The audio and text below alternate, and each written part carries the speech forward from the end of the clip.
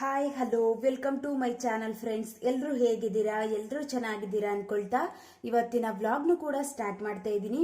ಈ ವ್ಲಾಗ್ ಏನಾದರೂ ನಿಮಗೆ ಇನ್ ಕೇಸ್ ಇಷ್ಟ ಆಯಿತು ಅಂದರೆ ಲೈಕ್ ಮಾಡಿ, ಶೇರ್ ಮಾಡಿ, ಸಬ್ಸ್ಕ್ರೈಬ್ ಮಾಡ್ಕೊಳ್ಳಿ. ವಿಡಿಯೋನ ಕೊನೆ ತನಕನೂ ನೋಡಿ. ನಿಮ್ಮ ಅನಿಸಿಕೆ ಅಭಿಪ್ರಾಯಗಳನ್ನ ಕಮೆಂಟ್ ಮೂಲಕ ತಿಳಿಸಿ. ನಾನು 2026ರ ಮೊದಲ ವ್ಲಾಗ್ನ ನಿಮ್ಮ ಜೊತೆ ಶೇರ್ ಮಾಡ್ಕೋತಾ ಇದ್ದೀನಿ.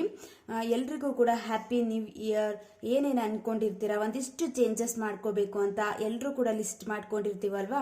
2025ರಲ್ಲಿ ಒಂದು ಅಪ್ಸ್ ಆ್ಯಂಡ್ ಡೌನ್ಸ್ನ ನೋಡಿರ್ತೀವಿ. ಅದರಲ್ಲಿ ಪ್ರಾಬ್ಲಮ್ಸ್ನ ನಾವು ಯಾವ ರೀತಿ ಫೇಸ್ ಮಾಡಬೇಕು ಅನ್ನೋದನ್ನ ಕಲ್ತ್ಕೊಂಡಿರ್ತೀವಿ. ತುಂಬ ಕಷ್ಟನ ನೋಡಿರ್ತೀವಿ ಅಂದಾಗ ಅದನ್ನ ಯಾವ ರೀತಿ ಬದಲಾವಣೆ ಮಾಡಿಕೊಂಡು 2026ರಲ್ಲಿ ಅದನ್ನು ಯೂಸ್ ಮಾಡ್ಕೊಳ್ಳೋದು ಅನ್ನೋದು ತುಂಬಾ ಇಂಪಾರ್ಟೆಂಟ್ ಆಗುತ್ತೆ. ಎಲ್ರಿಗೂ ಕೂಡ ಅವ್ರು ಏನೇನು ಅನ್ಕೊಂಡಿರ್ತಾರೆ ಅದೆಲ್ಲ ಆಗಲಿ ಅಂತ ಅಂದ್ಕೊಂಡು ನನ್ನ ಕಡೆಯಿಂದನೂ ಕೂಡ ವಿಶ್ ಮಾಡ್ತಾ ಇದ್ದೀನಿ. ಇನ್ನು ಇಡೀ ದಿನನ ನಾವು ಪ್ರೊಡಕ್ಟಿವ್ ಆಗಿ ಕಳಿಬೇಕು. ಒಂದು ಟೈಮ್ ಮ್ಯಾನೇಜ್ಮೆಂಟ್ ಮಾಡಿಕೊಂಡು ಎಲ್ಲೂ ಟೈಮ್ನ ವೇಸ್ಟ್ ಮಾಡ್ಕೊಳ್ದಾನೆ ಇಡೀ ದಿನನ ನಾವು morning to evening time management ಮಾಡ್ಕೋಬೇಕು ಅಂತ ಅಂದರೆ ಮೊದಲನೇದಾಗಿ ನಾವು ಈ ರೀತಿ ಟು ಡೂ ಲಿಸ್ಟ್ನ ಮಾಡ್ಕೊಳ್ಳೋದು ತುಂಬಾ ಇಂಪಾರ್ಟೆಂಟ್ ಆಗುತ್ತೆ. ನಾನು ಕೂಡ ಇದೇ ರೀತಿ ಲಿಸ್ಟ್ನೇ ಮಾಡಿಕೊಂಡು ನನ್ನ ದಿನನಿತ್ಯದ ಕೆಲಸಗಳನ್ನ ನಾನು ಮಾಡ್ಕೋತೀನಿ. Morning to evening time management for homemakers ತುಂಬಾ ಬೆನಿಫಿಟ್ ಇದೆ. ನಾವು ಯಾವಾಗ ಈ ರೀತಿ ಟು ಡೂ ಲಿಸ್ಟ್ನ ಮಾಡಿಕೊಂಡು ಕೆಲಸ ಮಾಡಲಿಕ್ಕೆ ಸ್ಟಾರ್ಟ್ ಮಾಡ್ಕೋತೀವಿ, ನಮ್ಮ ಮೇಲೆ ಒಂದು ಜವಾಬ್ದಾರಿ ಅನ್ನೋದಿರುತ್ತೆ ಅಲ್ವಾ. ಅದನ್ನ ನೋಡ್ತಾನೆ ಇರ್ತೀವಿ. ನಾನು ಈ ರೀತಿ ಕೆಲಸ ಮಾಡ್ಕೋಬೇಕು ಅಂತ ಒಂದು ಪದೇ ಪದೇ ನೋಡ್ತಿದ್ರೆ ಅದು ನಮ್ಮನ್ನು ಕೆಲಸ ಮಾಡಲಿಕ್ಕೆ ಇಂಟ್ರೆಸ್ಟ್ ಅನ್ನೋದನ್ನು ತಂದು ಕೊಡುತ್ತೆ. ಮತ್ತು ಕೂತ್ಕೊಂಡು ಟೈಮ್ ವೇಸ್ಟ್ ಮಾಡಬೇಕು ಅಂತ ಅನ್ನೋ ಫೀಲ್ ಅಂತೂ ಬರೋದಿಲ್ಲ. ನಾವು ಯಾವಾಗ ಟು ಡೂ ಲಿಸ್ಟ್ನ ಮಾಡಿಕೊಂಡು ಕೆಲಸ ಮಾಡಲಿಕ್ಕೆ ಸ್ಟಾರ್ಟ್ ಮಾಡ್ಕೋತೀವಿ, ಒಂದು ಕ್ಲಾರಿಟಿ ಅನ್ನೋದಿರುತ್ತೆ. ಈ ಕೆಲಸ ಮಾಡ್ಕೋಬೇಕು, ಇದನ್ನ ಮುಗಿಸ್ಕೋಬೇಕು ಅಂತ ಪಟ ಅಂತ ಕೆಲಸ ಮಾಡಿಕೊಂಡು ಇಡೀ ದಿನನ ನಾವು ಮಾರ್ನಿಂಗ್ ಟು ಈವ್ನಿಂಗು ಒಂದು ಪ್ರೊಡಕ್ಟಿವ್ ಆಗಿ ಕಳೆಯೋ ರೀತಿ ಮಾಡ್ಕೋಬಹುದು. ಅದರಲ್ಲಿ ಫಸ್ಟು ನಾವು ಮಾರ್ನಿಂಗ್ ಎದ್ದೇಳೋದು ತುಂಬ ಇಂಪಾರ್ಟೆಂಟ್ ಆಗುತ್ತೆ ಅಲ್ವಾ. ಎಷ್ಟು ಗಂಟೆಗೆ ಎದ್ದೇಳ್ತೀವಿ ಅಲ್ಲಿಂದನೇ ನಮ್ಮ ಟೈಮ್ನ ಸೆಟ್ ಮಾಡಿಕೊಂಡು ಅಲ್ಲಿಂದನೇ ನಮ್ಮ ಕೆಲಸನ ಸ್ಟಾರ್ಟ್ ಮಾಡ್ಕೊಳ್ಳೋದು ತುಂಬ ಇಂಪಾರ್ಟೆಂಟು. ನಾನು ಮಾರ್ನಿಂಗ್ ಟೈಮು ಒಂದು 4:30ಗೆಲ್ಲ ಎದ್ದೇಳೋದ್ರಿಂದ 4:30ಇಂದ ನನ್ನ ದಿನ ಸ್ಟಾರ್ಟ್ ಆಗುತ್ತೆ. ಯಾರಾದರೂ ಒಂದು 5 o'clock 6 o'clock ಎದ್ದೇಳ್ತಿದ್ದೀರಾ ಅಂತ ಅಂದರೆ ಒಂದು 6 o'clockಯಿಂದ ಟೈಮ್ನ ಸೆಟ್ ಮಾಡಿಕೊಂಡು ಒಂದು ಲಿಸ್ಟ್ನ ಮಾಡ್ಕೊಳ್ಳೋದು ಕೂಡ ತುಂಬಾ ಇಂಪಾರ್ಟೆಂಟ್ ಆಗುತ್ತೆ. ಒಂದು 4:30ಗೆ ಎದ್ದೇಳ್ತೀನಿ ನಾನು morning time. 4:30 to 5 AM 4:30 to 5 AM fresh up. ಎದ್ದ ತಕ್ಷಣ ನಮ್ಮ ಕೆಲಸ, ದಿನನಿತ್ಯದ ಕೆಲಸ ಏನಿದೆ ಎಲ್ಲನೂ ಮುಗಿಸ್ಕೊಳ್ಳೋದಕ್ಕೆ ಒಂದು ಹಾಫ್ ಆನ್ ಅವರ್ ಅಂತೂ ಬೇಕೇ ಬೇಕಾಗುತ್ತೆ ಅಲ್ವಾ. ವಾಶ್ರೂಮ್ ಯೂಸ್ ಮಾಡೋದಾಗಿರ್ಬೋದು, ಮುಖ ತೊಳ್ಕೊಳ್ಳೋದಾಗಿರ್ಬೋದು, ಫ್ರೆಶ್ ಅಪ್. ಒಂದು ರೀತಿ ಎದ್ದ ತಕ್ಷಣನೇ ಕೆಲಸ ಮಾಡಲಿಕ್ಕೆ ಹೋಗಬಾರ್ದು. ನಮ್ಮ ಬಾಡಿ ಒಂದು ಸಪೋರ್ಟ್ ಮಾಡಬೇಕು ಅಂತ ಅಂದರೆ ಆ ಒಂದು ಎನ್ವಿರ್ನಾಮೆಂಟ್ಗೆ, ಆ ಒಂದು ವೆದರ್ಗೆ ನಾವು ಸ್ವಲ್ಪ ಹೊತ್ತು ಅಡ್ಜಸ್ಟ್ ಆಗಬೇಕು. ಇವಾಗಂತೂ ತುಂಬ ಚಳಿ ಇರೋದ್ರಿಂದ ಎದ್ದ ತಕ್ಷಣ ನಾವು ಕೆಲಸ ಮಾಡಲಿಕ್ಕೆ ಬರ್ತೀವಿ, ತಣ್ಣೀರು ಮುಡ್ತೀವಿ ಅಂತ ಅಂದರೆ ಅದು ಕೆಲಸ ಮಾಡಲಿಕ್ಕೆ ಇಂಟ್ರೆಸ್ಟ್ ಬರೋದಿಲ್ಲ. ಪುನಃ ಹೋಗಿ ಮಲ್ಕೋಬಿಡೋಣ ಅನ್ನೋ ರೀತಿ ಫೀಲ್ ಆಗುತ್ತೆ. ಸ್ವಲ್ಪ ಹೊತ್ತು ನಮ್ಮ ಬಾಡಿನ ನಾವು ಅಡ್ಜಸ್ಟ್ ಮಾಡ್ಕೋಬೇಕು ಅಂತ ಅಂದರೆ ಫ್ರೆಶ್ ಅಪ್ ಎಲ್ಲ ಆಗಿ ಒಂದು ರೀತಿ ಮೂಡ್ನು ಕೂಡ ನಾವು ಆಕ್ಟಿವ್ ಮಾಡ್ಕೋಬೇಕು. 4:30 to ಒಂದು 5 AM ತನಕ ಒಂದು ಹಾಫ್ ಆನ್ ಅವರ್ ನಮಗೆ ಫ್ರೆಶ್ ಅಪ್ ಆಗಲಿಕ್ಕೆ ಟೈಮ್ನ ಸೆಟ್ ಮಾಡ್ಕೊಳ್ಳೋದು. ಸೆಕೆಂಡ್ ಏನು ಅಂತ ಅಂದರೆ 5 to 6ವರೆಗೂ ಕೂಡ ನಮ್ಮ ಎಕ್ಸಸೈಸ್ ಆಗಿರ್ಬೋದು, ಮೆಡಿಟೇಷನ್ ಆಗಿರ್ಬೋದು, ವಾಕಿಂಗ್ ಆಗಿರ್ಬೋದು, ಈ ರೀತಿ ಫಿಸಿಕಲ್ ಆ್ಯಕ್ಟಿವಿಟೀಸ್ಗೆ ಟೈಮ್ನ ಕೊಟ್ಕೋತೀನಿ. ನಾನು ಕೂಡ ಮನೇಲೇ ಇದು ಮಾಡೋದ್ರಿಂದ, ಎಕ್ಸಸೈಸ್ ಮಾಡೋದ್ರಿಂದ ನನಗೂ ಕೂಡ ಟೈಮ್ ಅನ್ನೋದು ತುಂಬಾ ಇಂಪಾರ್ಟೆಂಟು. ನಾನು 1 hour ಟೈಮ್ ಕೊಟ್ಕೋತೀನಿ. ಸ್ವಲ್ಪ ಹೊತ್ತು ವಾಕಿಂಗ್ ಮಾಡುವಂಥದ್ದಾಗಿರ್ಬೋದು, ಟೆರೆಸ್ ಮೇಲೆ ಹೋಗಿ ವಾಕಿಂಗ್ ಮಾಡ್ಕೋತೀನಿ, ಸ್ವಲ್ಪ ಸೂರ್ಯ ನಮಸ್ಕಾರ ಮಾಡ್ಕೋತೀನಿ. ಫಿಸಿಕಲ್ ಆ್ಯಕ್ಟಿವಿಟೀಸ್ಗಂತಾನೆ ನಾನು 1 hour ಟೈಮ್ನ ಸೆಟ್ ಮಾಡ್ಕೊಂಡಿರ್ತೀನಿ. ನೆಕ್ಸ್ಟ್ ಪಾಯಿಂಟ್ ಏನು ಅಂತ ಅಂದರೆ 6:30 ನಾವು ಮಾರ್ನಿಂಗ್ ಟೈಮೇ ಬಟ್ಟೆ ಒಗೆಯುವಂಥದ್ದಾಗಿರ್ಬೋದು, ಮಿಷಿನ್ಗೆ ಹಾಕುವಂಥದ್ದಾಗಿರ್ಬೋದು, ಈ ರೀತಿ ಕೆಲಸ ಎಲ್ಲನೇ ಬೆಳಗ್ಗೆ ಟೈಮೇ ಮಾಡ್ಕೊಳ್ಳೋದು ಕೂಡ ತುಂಬಾ ಒಳ್ಳೆಯದಲ್ವಾ. ಬೆಳಗ್ಗೆ ಟೈಮ್ ಅತಿ ಹೆಚ್ಚು ಕೆಲಸನ ಮುಗಿಸ್ಕೊಬಿಟ್ರೆ ನಾವು ಇನ್ನು ಆಫ್ಟರ್ನೂನ್ ಆಗಿರ್ಬೋದು, ಈವ್ನಿಂಗ್ ಟೈಮ್ ಆಗಿರ್ಬೋದು, ತುಂಬ ಒಂದು ಟೈಮ್ನ ಮ್ಯಾನೇಜ್ ಮಾಡ್ಕೊಳ್ಳೋದಕ್ಕೂ ಕೂಡ ಬೆಸ್ಟ್ ಅಂತಲೇ ಹೇಳ್ಬೋದು. ಮಾರ್ನಿಂಗ್ ಟೈಮ್ ಅತಿ ಹೆಚ್ಚು ಕೆಲಸ ಮಾಡ್ಕೊಳ್ಳೋದ್ರಿಂದ ನಮಗೂ ಕೊಡುವ ಒಂದು ಬೆನಿಫಿಟ್ ಅನ್ನೋದು ಜಾಸ್ತಿನೇ ಇದೆ. ಲಾಂಡ್ರಿ, ಬಟ್ಟೆನ ವಾಷಿಂಗ್ ಹಾಕುವಂಥದ್ದಾಗಿರ್ಬೋದು, ಇಲ್ಲ ಅಂತಂದರೆ ವಾಷಿಂಗ್ ಹಾಕಿದರೆ ಅದನ್ನು ತೆಗ್ದು ಒಣಗಾಕುವಂಥದ್ದಾಗಿರ್ಬೋದು, ಹೊರಗಡೆ ಬಕೀಟಲ್ಲಿ ತೆಗೆದಿಡುವಂಥದ್ದಾಗಿರ್ಬೋದು, ಈ ರೀತಿ ಕೆಲಸ ಎಲ್ಲ ನಾವು ಒಂದು 6 ಗಂಟೆಯಿಂದ 6:30 ಮುಗಿಸ್ಕೊಳ್ಳೋದು ತುಂಬಾ ಒಳ್ಳೆಯದು. ಲಾಂಡ್ರಿ ಟೈಮ್ ಅಂತಲೇ ಹೇಳ್ಬೋದು. Laundry time. ನೆಕ್ಸ್ಟ್ ಏನು ಅಂತ ಅಂದರೆ 6:30 to 8 o'clockವರೆಗೂ ಕೂಡ ಬ್ರೇಕ್ಫಾಸ್ಟ್ ಪ್ರಿಪ್ರೇಷನ್. ನಮಗೆ ಆರಾಮಾಗಿ ನಾವು ಒಂದು 6:30 ಮೊದಲೇ ಎಲ್ಲ ಪ್ಲ್ಯಾನ್ ಆಗಿರುತ್ತೆ ಅಂದಾಗ ಇಷ್ಟು ಟೈಮ್ ನಮಗೆ ಅವಶ್ಯಕತೆ ಇರೋದಿಲ್ಲ.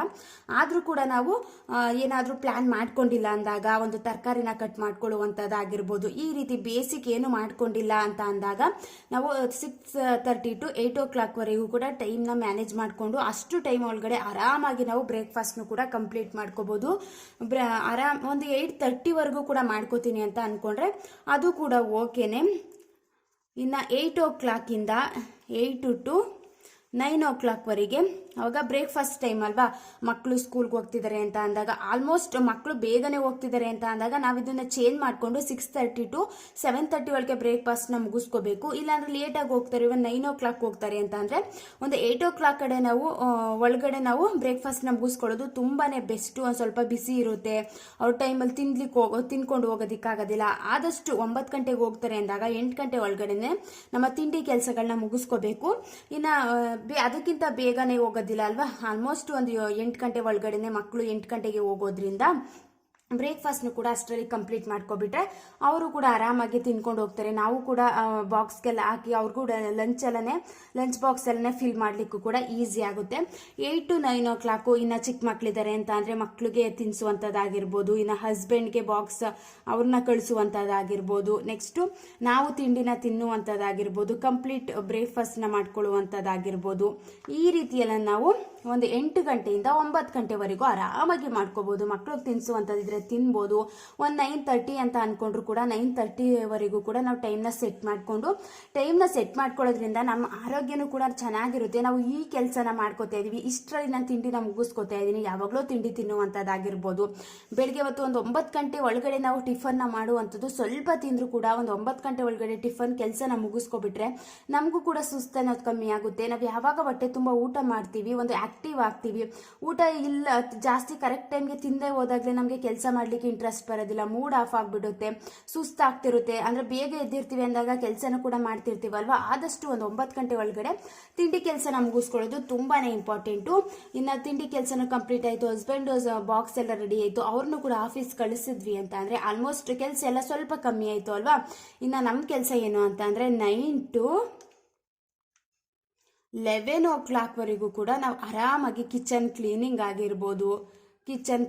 ಆಗಿರ್ಬೋದು, ಬಟ್ಟೆ ಒಣಗಾಕೋದಿದ್ರೆ ಲಾಂಡ್ರಿಗೆ ಹಾಕಿರ್ತೀವಿ, ವಾಷಿಂಗ್ ಮಿಷಿನ್ಗೆ ಹಾಕಿರ್ತೀವಲ್ವಾ, ಆ ಬಟ್ಟೆ ಒಣಗಾಕೋದಿದ್ರೆ ಒಣಗಾಕುವಂಥ ಕೆಲಸಗಳಾಗಿರ್ಬೋದು. ಇನ್ನು ಬೇರೆ ಅಡುಗೆ ಮನೆಯೆಲ್ಲ ಫುಲ್ ಡೀಪಾಗಿ ಕ್ಲೀನ್ ಮಾಡುವಂಥದ್ದಾಗಿರ್ಬೋದು, ಕೌಂಟರ್ ಟಾಪ್ ಎಲ್ಲ ಕ್ಲೀನ್ ಮಾಡ್ಕೊಳ್ಳುವಂಥದ್ದಾಗಿರ್ಬೋದು.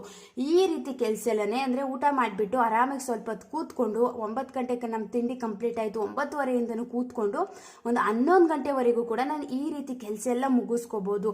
ಮತ್ತು ಮನೆ ಕ್ಲೀನ್ ಮಾಡುವಂಥದ್ದಾಗಿರ್ಬೋದು, ಕಸ ಗುಡಿಸುವಂಥದ್ದಾಗಿರ್ಬೋದು, ಈ ರೀತಿ ಕೆಲಸ ಎಲ್ಲ ಆರಾಮಾಗಿ ನಾವು 11 ಗಂಟೆವರೆಗೂ ಕೂಡ ಕಂಪ್ಲೀಟ್ ಮಾಡ್ಕೋಬೋದು.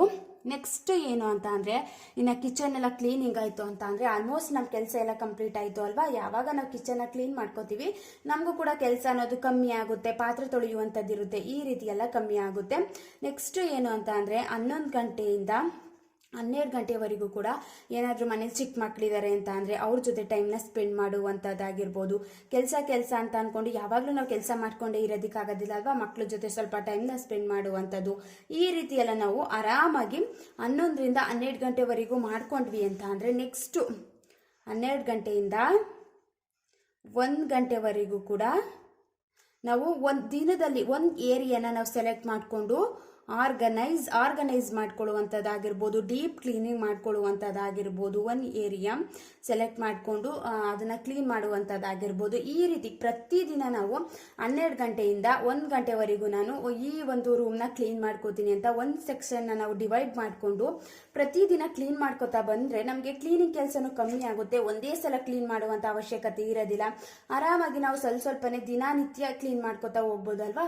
12 ಗಂಟೆಯಿಂದ ಯಾರಾದರೂ ದೊಡ್ಡ ಮನೆ ಅಂದಾಗ ಎಲ್ಲನೂ ಕ್ಲೀನ್ ಮಾಡಲಿಕ್ಕೆ ಕಷ್ಟ ಆಗುತ್ತೆ, ಯಾರು ಕೆಲಸ ಮಾಡೋರು ಬರೋದಿಲ್ಲ ಅಂತ ಅಂದಾಗ ಎಲ್ಲನೂ ನಾವೇ ಮಾಡಬೇಕು ಅಂದಾಗ ಈ ರೀತಿ ಪ್ರತಿದಿನ ಒಂದು ರೂಮ್ನ ಸೆಟ್ ಮಾಡಿಕೊಂಡು ಈ ರೀತಿ ಕ್ಲೀನ್ ಮಾಡ್ಕೋತೀನಿ ಅಂತ ನಾವು 1 ಅವರ್ನ ಟೈಮ್ನ ಕೊಟ್ಟು ಆ ರೂಮ್ನ ಕ್ಲೀನ್ ಮಾಡ್ಕೊಳ್ಳೋದು ತುಂಬ ಒಳ್ಳೆಯದು. ನಮಗೆ ಕೆಲಸ ಅನ್ನೋದು ಕಮ್ಮಿ ಆಗುತ್ತೆ, ಮತ್ತು ಬೇರೆ ಕೆಲಸ ಮಾಡ್ಕೊಳ್ಳೋದಕ್ಕೂ ಕೂಡ ಈಸಿ ಆಗುತ್ತೆ.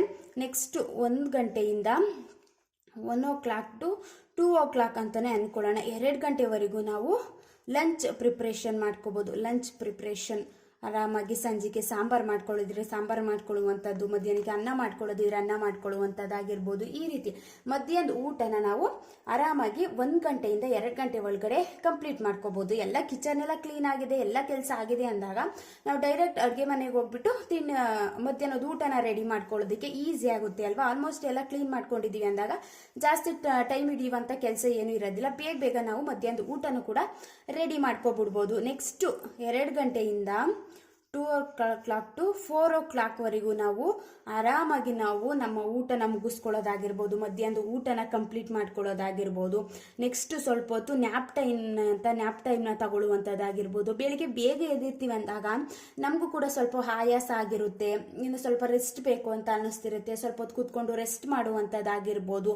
ನೆಕ್ಸ್ಟ್ ಮಕ್ಕಳೆಲ್ಲ ಎದ್ಬಿಟ್ರು ಅಂತ ಅಂದರೆ, ಚಿಕ್ಕ ಮಕ್ಕಳಿದ್ದಾರೆ ಅಂದರೆ ಅವ್ರಿಗೆ ಊಟನ ಮಾಡಿಸುವಂಥದ್ದಾಗಿರ್ಬೋದು. ಈ ರೀತಿ ಕೆಲಸ ಅದು ಇದು ಅಂತ ತುಂಬ ಕೆಲಸ ಇರುತ್ತೆ ಮನೇಲಿ.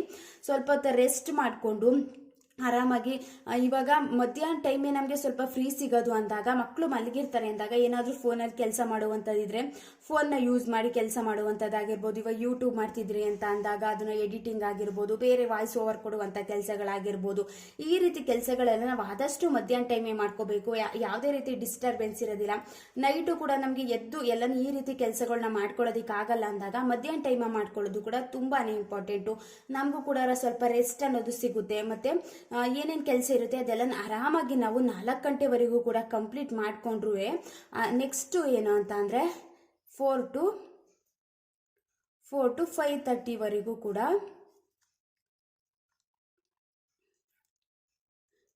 4 ಟು 5:30 ವರೆಗೂ ಕೂಡ ಮಕ್ಕಳು ಸ್ಕೂಲಿಂದ ಬಂತು ಅಂತ ಅಂದರೆ ಅವ್ರದ್ದು ಹೋಮ್ವರ್ಕ್ ಮಾಡಿಸುವಂಥದ್ದಾಗಿರ್ಬೋದು. ಏನೇ ಒಂದು ಟ್ಯೂಷನ್ ಕಳಿಸ್ತಿದ್ದೀವಿ ಅಂದಾಗ ನಾವು ಒಂದ್ಸಲ ಚೆಕ್ ಮಾಡಿ ಏನೇನು ಇವತ್ತು ಪಾಠ ಮಾಡಿದ್ದಾರೆ, ಯಾವ್ಯಾವ ಲೆಸನ್ ಕಂಪ್ಲೀಟ್ ಆಗಿದೆ, ಏನೇನು ಅಂತ ಒಂದ್ಸಲ ಎಲ್ಲನೂ ಹೋಮ್ವರ್ಕ್ ಆಗಿರ್ಬೋದು ಎಲ್ಲನೂ ಒಂದ್ಸಲ ಚೆಕ್ ಮಾಡುವಂಥದ್ದಾಗಿರ್ಬೋದು, ಅವ್ರನ್ನು ಕ್ವಶನ್ ಕೇಳುವಂಥದ್ದಾಗಿರ್ಬೋದು. ಈ ರೀತಿ ಎಲ್ಲ ನಾವು ಆರಾಮಾಗಿ 4 ಗಂಟೆಯಿಂದ 5:15ವರೆಗೂ ಕೂಡ ಕಂಪ್ಲೀಟ್ ಮಾಡ್ಕೋಬೋದು. ಎಲ್ಲ ಟೈಮ್ನು ನಮ್ಗೆ ಯಾವ ರೀತಿ ಬೇಕೋ ಅದನ್ನ ಸೆಟ್ ಮಾಡ್ಕೊಂಡ್ರೆ ತುಂಬಾ ಇಂಪಾರ್ಟೆಂಟು. ಇದೇ ಟೈಮ್ಗೆ ಈ ರೀತಿ ಮಾಡ್ತೀನಿ ಅಂತ ಸೆಟ್ಟಿಂಗ್ ಮಾಡ್ಕೊಬಿಟ್ರೆ, ಟು ಡೂ ಲಿಸ್ಟ್ನ ಮಾಡ್ಕೊಬಿಟ್ರೆ ಅದೊಂದು ರೀತಿ ನಮಗೆ ಸುಮ್ಮನೆ ಕೂತ್ಕೊಳ್ಳೋಕಂತೂ ಬಿಡ್ತಾ ಇರಲ್ಲ. ಅದನ್ನ ಮಾಡೋಣ ಸುಮ್ಮನೆ ಟೈಮ್ ವೇಸ್ಟ್ ಮಾಡಬೇಕು ಅನ್ನೋ ರೀತಿ ಫೀಲ್ ಅಂತೂ ಬರ್ತಾನೆ ಇರುತ್ತೆ. ನೆಕ್ಸ್ಟ್ 5:30 ಟು 6 ವರೆಗೂ ಕೂಡ ನಾವು ಪೂಜಾ ಟೈಮ್ ಅಂತ ಅಂದರೆ ಆ ಟೈಮಲ್ಲಿ ಪೂಜೆ ಮಾಡುವಂಥದ್ದಾಗಿರ್ಬೋದು. ಈ ರೀತಿ ನಾವು ಟೈಮ್ನ ಸೆಟ್ ಮಾಡ್ಕೋಬೇಕು. ತುಂಬ ಒಳ್ಳೆಯದು, ಒಂದು ಪಾಸಿಟಿವ್ ವೈಬ್ನೇ ಕೊಡುತ್ತೆ ಮನೆಗೆ. ಆದಷ್ಟು ಸಂಜೆ ಟೈಮು ಗಂಧದ ಕಡಿ ಆಗಿರ್ಬೋದು, ದೀಪಗಳನ್ನಾಗಿರ್ಬೋದು ಈ ರೀತಿ ಹಚ್ಚೋದ್ರಿಂದ ಮನೆಗೂ ಕೂಡ ಒಳ್ಳೆಯದು. ಎಷ್ಟೇ ಒಂದು ಬೆಳಗಿಂದ ಸಂಜೆ ತನಕ ಕೆಲಸ ಮಾಡಿದ್ರು ಕೂಡ ಸ್ವಲ್ಪ ಹೊತ್ತು ನಮಗೆ ಮೈಂಡ್ ಕೂಡ ರಿಲ್ಯಾಕ್ಸ್ ಅನಿಸುತ್ತೆ. ಏನೋ ಒಂದು ರೀತಿ ಪಾಸಿಟಿವ್ ಫೀಲ್ ಅಂತೂ ಬಂದೇ ಬರುತ್ತೆ. ನೆಕ್ಸ್ಟ್ 6 ಟು 7:30ವರೆಗೂ ಕೂಡ ನಾವು ನೈಟ್ ಡಿನ್ನರ್ ಪ್ರಿಪ್ರೇಷನ್ ಮಾಡ್ಕೊಳ್ಳೋದು ತುಂಬಾ ಇಂಪಾರ್ಟೆಂಟು. ಆದಷ್ಟು ಸಂಜೆ ಊಟನ 7:15ವರೆಗೂ ಮುಗಿಸ್ಕೊಳ್ಳುವಂಥದ್ದು ತುಂಬಾ ಒಳ್ಳೆಯದು ಅಂತ ಹೇಳ್ತಾರೆ. ನಾವು ಯಾವಾಗ ಲೇಟಾಗಿ ತಿನ್ನಲಿಕ್ಕೆ ಹೋಗ್ತೀವಿ ಅದು ಒಂದು ರೀತಿ ಡೈಜೆಷನ್ಗೂ ಕೂಡ ತಿನ್ಬಿಟ್ಟು ಅಲ್ಲೇ ಮಲ್ಕೊಳ್ಳುವಂಥದ್ದಾಗಿರ್ಬೋದು. ಈ ರೀತಿ ಎಲ್ಲ ಅಷ್ಟು ಒಳ್ಳೆಯದಲ್ಲ. 7:15ವರೆಗೂ ನಾವು ಊಟನ ಮುಗಿಸ್ಕೊಬಿಟ್ರೆ 7:30 ಒಳಗಡೆ ನೆಕ್ಸ್ಟ್ ನಾವು ಬೆಳಿಗ್ಗೆ ತಿಂಡಿ ತಿನ್ನಲಿಕ್ಕೂ ಕೂಡ ತುಂಬಾ ಈಸಿ ಆಗುತ್ತೆ. ಮತ್ತು ಅಷ್ಟುವರೆಗೆ ನಾವೇನು ತಿಂದಿಲ್ಲ ಅಂದಾಗ ನಮ್ಮ ಆರೋಗ್ಯಕ್ಕೂ ಕೂಡ ಒಳ್ಳೆಯದು. ನಮ್ಮ ವೆಯ್ಟ್ ಲಾಸ್ ಮಾಡಬೇಕು ಅಂದರೆ ಅದಕ್ಕೂ ಕೂಡ ತುಂಬಾ ಯೂಸ್ ಅಂತೂ ಹಾಗೆ ಆಗುತ್ತೆ ಅಲ್ವಾ. 7:30ವರೆಗೂ ಕೂಡ ನಾವು ಡಿನ್ನರ್ ಅಡುಗೆ ಮಾಡ್ಕೊಳ್ಳುವಂಥದ್ದು, ಸಂಜೆ ಅಡುಗೆ ಇದೆಲ್ಲ ಮುಗಿಸ್ಕೊತು ಅಂತ ಅಂದರೆ 7:30 ಟು ಯಾರಾದರೂ ನನಗೆ 7:30 ಒಳಗಡೆ ಅಂದರೆ ಊಟ ಮಾಡಲಿಕ್ಕೆ ಅಭ್ಯಾಸ ಇಲ್ಲ, ನಾವು ಯಾವಾಗಲೂ 9 ಗಂಟೆ ಮೇಲೆ ಊಟ ಮಾಡುವಂಥದ್ದು ಅನ್ನೋದು ತುಂಬ ಜನ ಇರ್ತಾರೆ. ಒಬ್ಬೊಬ್ಬರು ಒಂದು 7:30 ಒಳಗಡೆ ಊಟ ಮುಗಿಸ್ಕೋತಾರೆ. ನಮ್ಮ ಮನೇಲೂ ಕೂಡ ಒಂದು 7:30 ಒಳಗಡೆ ನಾವು ನೈಟ್ ಊಟನ ಮುಗಿಸ್ಕೊಬಿಡ್ತೀವಿ. ಮಕ್ಳಿಗೆ ತಿನ್ನಿಸೋದು ಸ್ವಲ್ಪ ಲೇಟ್ ಆಗಿರುತ್ತೆ, ಬಟ್ ನಾನು ಮತ್ತು ಹಸ್ಬೆಂಡು ಒಂದು 7:30 ಒಳಗಡೆ ನಮ್ಮ ಊಟನ ಕಂಪ್ಲೀಟ್ ಮಾಡ್ಕೊಬಿಟ್ಟಿರ್ತೀವಿ. ಇನ್ನು 7:30 ಟು 9 ಅಷ್ಟರಲ್ಲಿ ನಾವು ತಿನ್ನೋದಕ್ಕಾಗಲ್ಲ, ನನಗೆ 9 ಗಂಟೆ ಒಳಗಡೆನೆ ತಿಂತೀನಿ ಅಂತ ಅಂದರೆ ಆ ರೀತಿ ಟೈಮ್ನು ಕೂಡ ಸೆಟ್ ಮಾಡ್ಕೋಬೋದು. ಆ ಟೈಮಲ್ಲಿ 7:30ಇಂದ 9 ಗಂಟೆವರೆಗೂ ಕೂಡ ನಮಗೆ ಡಿನ್ನರ್ನ ಕಂಪ್ಲೀಟ್ ಮಾಡಿಕೊಂಡು ನೆಕ್ಸ್ಟು ಏನಾದರೂ ಕಿಚನ್ ಕ್ಲೀನಿಂಗ್ ಇದ್ದೇ ಇರುತ್ತೆ. ಕಿಚನ್ ಕ್ಲೀನಿಂಗ್ ಅಡುಗೆ ಮಾಡಿರ್ತೀವಿ ಅಂದಾಗ ಒಂದಿಷ್ಟು ಪಾತ್ರೆಗಳಾಗಿರ್ಬೋದು, ಊಟ ಮಾಡಿರ್ತೀವಿ ಪಾತ್ರೆಗಳು, ಏನಾದರೂ ತರಕಾರಿ ಕಟ್ ಮಾಡಿರ್ತೀವಿ ಆ ತರಕಾರಿಗಳ ಸಿಪ್ಪೆಗಳಾಗಿರ್ಬೋದು, ಈ ಕೌಂಟರ್ ಟಾಪ್ ಆಗಿರ್ಬೋದು, ಪ್ರತಿಯೊಂದು ಅಡುಗೆ ಮನೆನ ಊಟ ಮಾಡಿಬಿಟ್ಟು ಆರಾಮಾಗಿ 9 ಗಂಟೆ ಒಳಗಡೆನೂ ಕೂಡ ನಾವು ಎಲ್ಲನೂ ಕ್ಲೀನ್ ಮಾಡ್ಕೊಂಡ್ವಿ ಅಂದರೆ ತುಂಬ ಟೈಮ್ನ ನಾವು ಸೇವ್ ಮಾಡ್ಕೋಬೋದು. ಆರಾಮಾಗಿ ಬೆಳಗ್ಗೆ ಎದ್ದು ಕೆಲಸ ಮಾಡ್ಕೊಳ್ಳೋದಕ್ಕೂ ಕೂಡ ಈಸಿ ಆಗುತ್ತೆ. ನೆಕ್ಸ್ಟು ಬೆಳಗ್ಗೆ ಎದ್ದು ಅಡುಗೆ ಮನೆಗೆ ಬರೋದಕ್ಕೂ ಕೂಡ ಒಂದು ರೀತಿ ಖುಷಿ ಆಗುತ್ತೆ. ಅಡುಗೆ ಮನೆಗೆ ಯಾವಾಗ ಚೆನ್ನಾಗಿರುತ್ತೋ, ಒಂದು ನೀಟಾಗಿರುತ್ತೋ ಅಡುಗೆ ಮಾಡಲಿಕ್ಕೂ ಕೂಡ ಇಂಟ್ರೆಸ್ಟ್ ಅನ್ನೋದು ಜಾಸ್ತಿ ಆಗುತ್ತೆ. ಒಂದು 9 ಗಂಟೆ ಒಳಗಡೆ ನಾವು ಕಿಚನ್ ಎಲ್ಲ ಕ್ಲೀನಿಂಗ್ ಮಾಡ್ಕೋತೀವಿ ಅಂತ ಅಂದರೆ ನಾವು ಆರಾಮಾಗಿ 9:15ಗೆ ನಾವು ಮಲ್ಕೋತೀವಿ ಅಂತ ಅಂದರೆ ಸ್ಲೀಪ್ ಟೈಮ್ ಅಂತ ನಾವು ಸೆಟ್ ಮಾಡಿಕೊಂಡ್ರೆ ಬೆಳಗ್ಗೆ ಮಾರ್ನಿಂಗ್ ಒಂದು 4:30 4 ಎಲ್ಲ ಆರಾಮಾಗಿ ಎದ್ದೊಳ್ಬೋದು. ಒಂದು 8 ಅವರ್ಸು ನಮಗೆ ನಿದ್ದೆ ಆಗಿದೆ ಅಂತ ಅಂದಾಗ ಅದು ಎಷ್ಟು ಒಂದು ನಿದ್ದೆ ಚೆನ್ನಾಗಿ ಆಗಿಬಿಟ್ಟಿದೆ, ನಮ್ಗೆ ಸ್ಲೀಪ್ ಕ್ವಾಲಿಟಿ ಚೆನ್ನಾಗಿದೆ ಅಂದಾಗ ಎದ್ದು ಕೆಲಸ ಮಾಡಲಿಕ್ಕೂ ಕೂಡ ಇಂಟ್ರೆಸ್ಟ್ ಅನ್ನೋದು ಬರುತ್ತೆ, ಪಟಪಟ ಅಂತ ಕೆಲಸ ಮಾಡಲಿಕ್ಕೂ ಕೂಡ ಈಸಿ ಆಗುತ್ತೆ. ಈ ರೀತಿ ಟೈಮ್ನ ಸೆಟ್ ಮಾಡಿಕೊಂಡು ಕೆಲಸನ ಮಾಡ್ಕೊಳ್ಳುವಂಥದ್ದು ತುಂಬ ಇಂಪಾರ್ಟೆಂಟು. ನಾನು ಯಾವ ರೀತಿ ಮಾಡ್ಕೋತೀನಿ, ಇಷ್ಟು ಟೈಮಿಂದ ಈ ಒಳಗಡೆ ಕೆಲಸ ಮುಗಿಸ್ಕೋತೀನಿ ಅಂತ ನಾನು ಇದೇ ರೀತಿ ಟೈಮ್ನ ಸೆಟ್ ಮಾಡ್ಕೊಳ್ಳೋದು ತುಂಬ ಯೂಸ್ ಆಗಿದೆ ನನಗೆ. ಇದೇ ರೀತಿ ನಾನು ಪ್ರತಿದಿನ ಈ ರೀತಿ ಇಷ್ಟು ಕೆಲಸ ಇರುತ್ತೆ ಇದನ್ನ ಮಾಡ್ಕೋಬೇಕು ಅಂತ ನೈಟೇ ಒಂದು ಟು ಡೂ ಲಿಸ್ಟ್ನ ಮಾಡಿ ಇಟ್ಕೊಂಡಿರ್ತೀನಿ. ಯಾರಿಗಾದರೂ ಯೂಸ್ ಆಯಿತು ಅಂತ ಅಂದರೆ ಪ್ಲೀಸ್ ಒಂದು ಲೈಕ್ ಮಾಡಿ, ಶೇರ್ ಮಾಡಿ, ಸಬ್ಸ್ಕ್ರೈಬ್ ಮಾಡ್ಕೊಳ್ಳಿ. ನೆಕ್ಸ್ಟ್ ವಿಡಿಯೋದಲ್ಲಿ ಸಿಗ್ತೀನಿ. Thank you for watching.